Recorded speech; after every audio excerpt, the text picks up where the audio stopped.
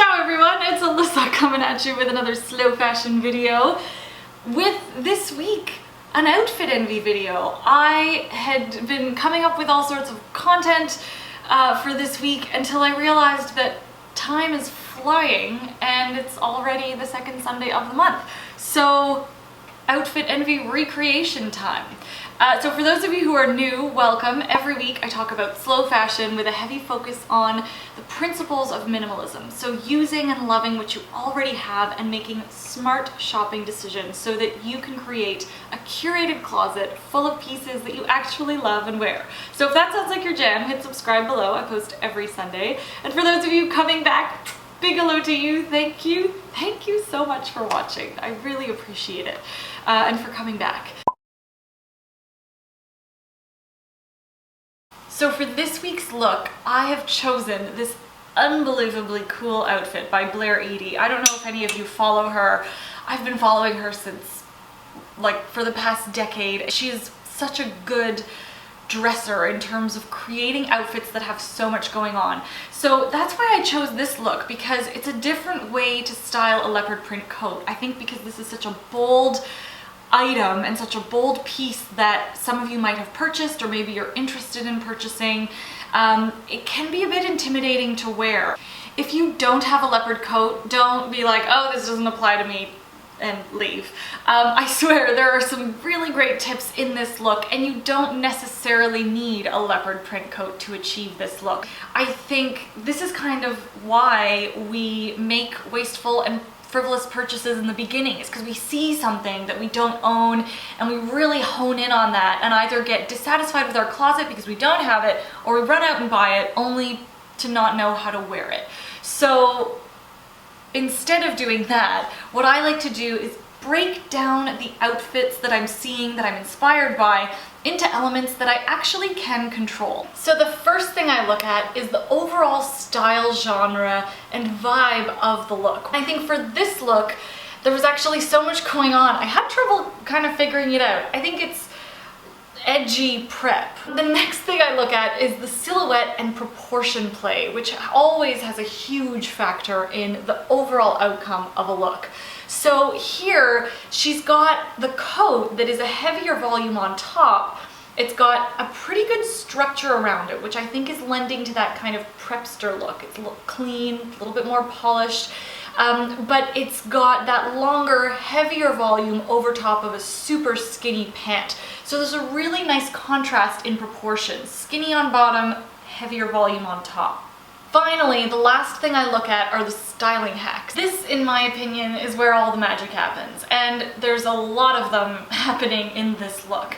The first one that I'm noticing is texture. She's got the nice soft fuzziness of the coat on top, paired with, it looks like a leather or faux leather legging in the pant. So that's a really interesting mix of textures that normally I would think is like too over the top, but she's really making it work with what brings me to our next styling hack, the rest of the layers going on in her outfit. She's using layers to great success here to really balance out those two really interesting textures. And she's also using those layers to bring out the preppiness of her look. She's got the button-down shirt buttoned all the way up to her collar, layered underneath a gray sweater, layered underneath what looks like a blazer, but this could also be a vest given that she's got so many layers and she still needs to be able to move her arms.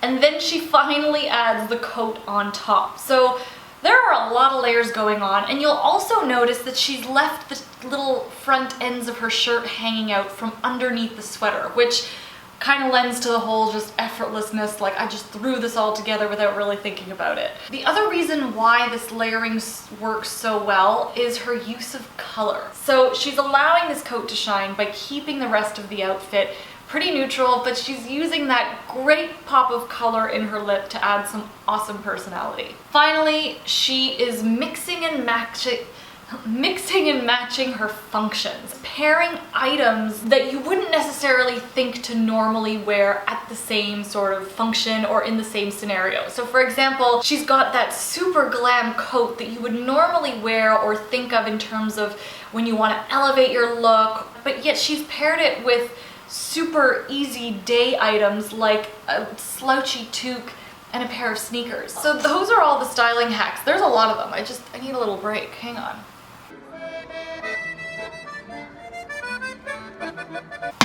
So now that I've broken down the outfit in a way that can really be applied to all types of clothing and closets, here's how I'm gonna do it in mine.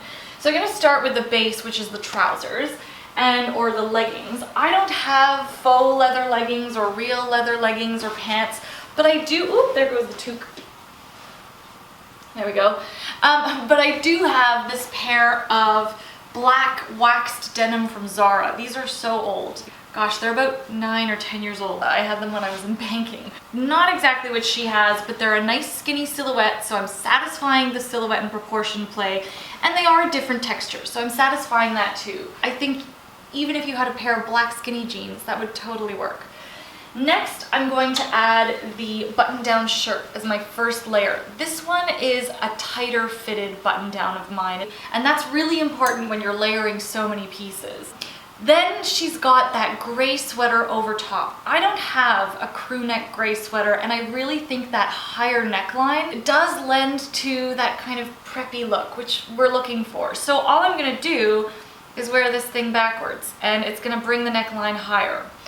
And and I forgot to say, with this guy, with the button down, I'm gonna make sure I button the collar all the way to the top and leave the shirt tails hanging out from underneath the sweater.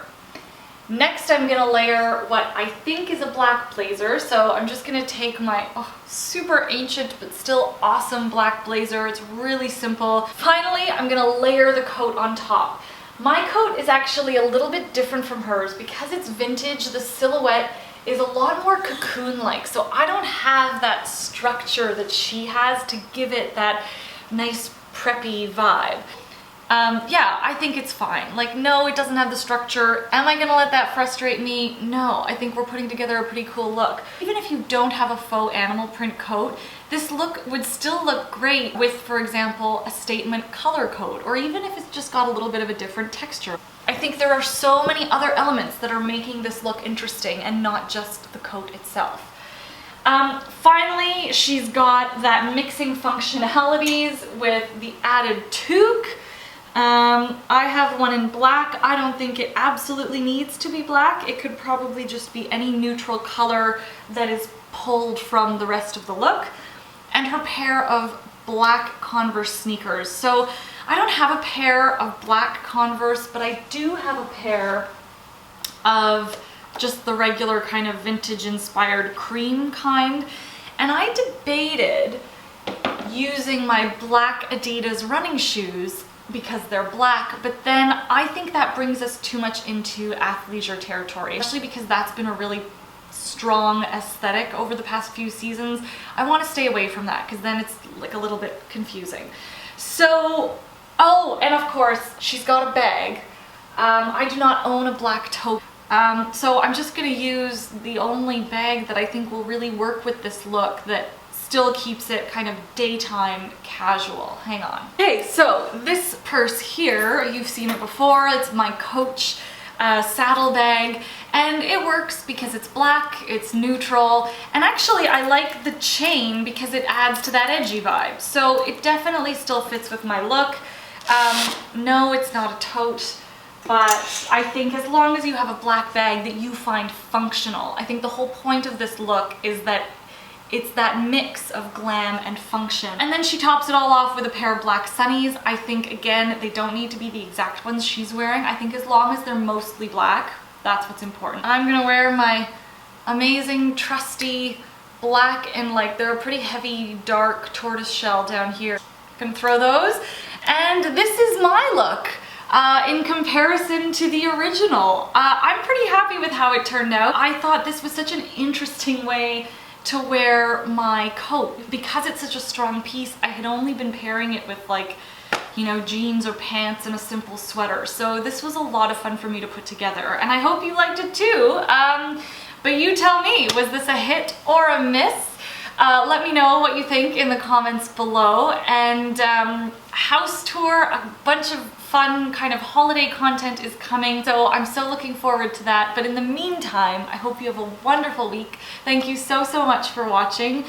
Give this video a like, hit subscribe if you haven't already, and I will be back next week with another slow fashion video. Thank you so much for watching. Ciao!